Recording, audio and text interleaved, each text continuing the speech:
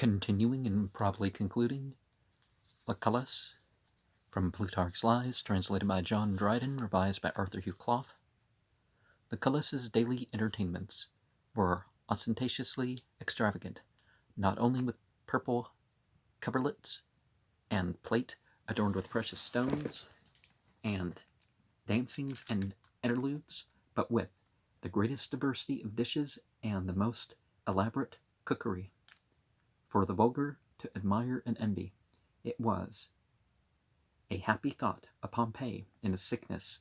when his physician prescribed a thrush for his dinner, and his servants told him that in summertime thrushes were not to be found anywhere but in Lucullus's fattening coops, that he would not suffer them to fetch one thence, but observing to his physician, so if Lucullus had not been an epicure, Pompey had not lived. Ordered something else that could easily be got to be prepared for him. Cato was his friend and connection, but nevertheless so hated his life and habits that when a young man in the Senate made a long and tedious speech in praise of frugality and temperance, Cato got up and said, "How long do you mean to go on making money like Crassus, living like Lucullus, and talking like Cato?" There are some, however, who say the words were said, but not by Cato. It is plain from the anecdotes on record of him that Lucullus was not only pleased with, but even gloried in his way of living, for he is said to have feasted several Greeks upon their coming to Rome day after day, who, of a true Grecian principle, being ashamed and declining the invitations, were so greatly at expense, was every day incurred for them. He with the smile told them, "Some of this, indeed, my Grecian friends, is for your sakes, but more for that of Lucullus." Once, when he supped alone, there being only one course, and that but moderately furnished, he called his steward and reproved him, who, professing to have supposed that there would be no need of any great entertainment when nobody was invited, was answered, "What, did you not know, then, that today Lucullus dines with Lucullus?" Which being much spoken of about the city, Cicero and Pompey one day met him loitering in the forum, the former his intimate friend and familiar, and though there had been some ill will between Pompey and him about the command in the war, still they used to see each other and converse on easy terms together. Cicero accordingly saluted him and asked him whether today were a good time for asking a favor of him, and on his answering, "Very much so," and begging to hear what it was, then said Cicero, "We shall like to dine with you today, just on the dinner that is prepared for yourself." Lucullus, being surprised and requesting a day's time, they refused to grant it, neither suffered him to talk with his servants, for fear he should give order for more than was appointed before, but thus much they consented to, that before their faces he might tell his servants that today he would sup in the Apollo, for so one of his best dining rooms was called, and by the evasion he outwitted his guests, for every room, as it seems, had its own assessment of expenditure, dinner at such a price, and all else in accordance, so that the servants, on knowing where he would dine, knew also how much was to be expended, and in what style and form dinner was to be served. The expense for Apollo was 50,000 drachmas, and thus, much being that day laid out, the greatness of the cost did not so much amaze Pompey and Cicero as the rapidity of the outlay. One might believe that Lucullus thought his money really captive and barbarian, so wantonly and continuously did he treat it. His furnishing a library, however, deserves praise and record, for he collected very many choice manuscripts, and the use they were put to was even more magnificent than the purchase, the library being always open,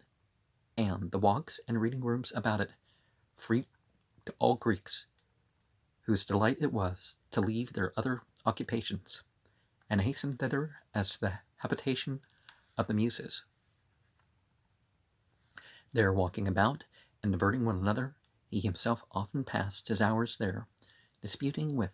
the learned in walks, and giving his advice to statesmen who required it,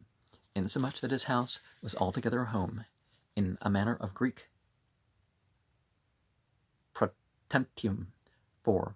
those that visited Rome. He was fond of all sorts of philosophy, and was well read and expert in them all, but he always from the first specially favored and valued the Academy, not the new one which at that time under Philo flourished, with the precepts of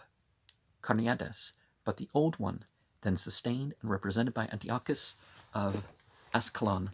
a learned and eloquent man. Lucullus, with great labor, made him his friend and champion, and set him up against Philo's auditors, among whom Cicero was one,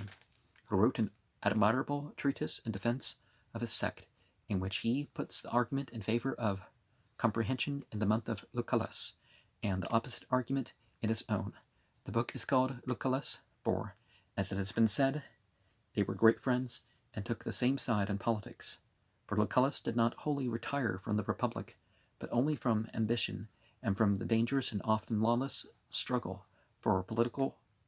preeminence, which he left to Crassus and Cato, whom the senators, jealous of Pompey's greatness, put forward as their champion. When Lucullus refused to head them for his friend's sake, he came into the forum and into the Senate, when occasion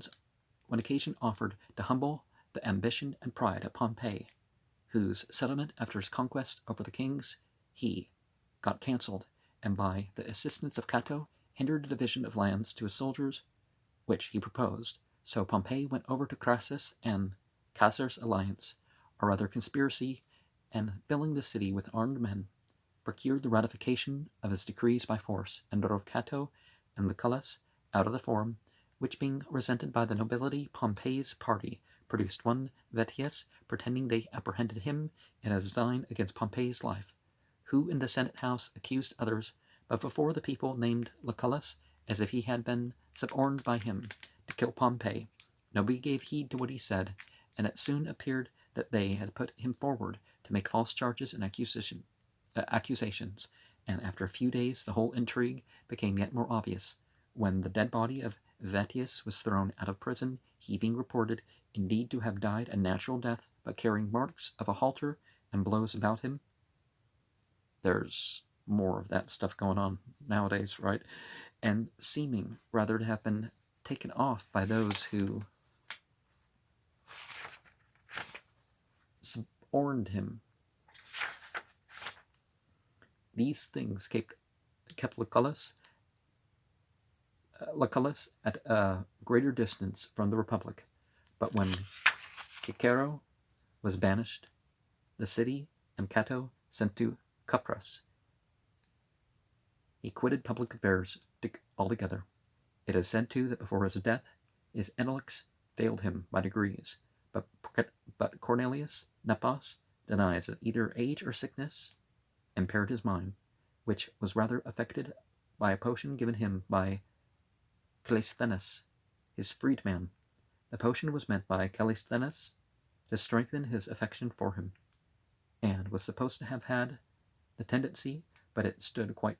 otherwise, and so disabled and unsettled his mind, that while he was yet alive his brother took charge of his affairs at his death, as though it had been the death of one taken off in a very height of military and civil glory. The people were much concerned, and flocked together, and would have forcibly taken his corpse as if it were carried into the marketplace by a young man of the highest rank, and had buried it in the field of Mars, where they buried Sylla, which, being altogether unexpected, and necessaries not easily to be procured on a sudden, His brother, after much entreaty and solicitation, prevailed upon them to suffer him to be buried on his Tusculan estate, as had been appointed. He himself survived him but a short time, coming not far behind in death, as he did in age and renown, in all respects a most loving brother. Now, of course, to review what Epicureanism is, why it played out like this is you're regarding the pleasure and the pain of the situation, and ideally an Epicurean lives in a country estate with sumptuous but not harmful foods and drinks to consume. They're supposed to be moderate and that sort of thing, because too much drink obviously well it depends on what drink, how you define that or whatever. But the books and all that stuff,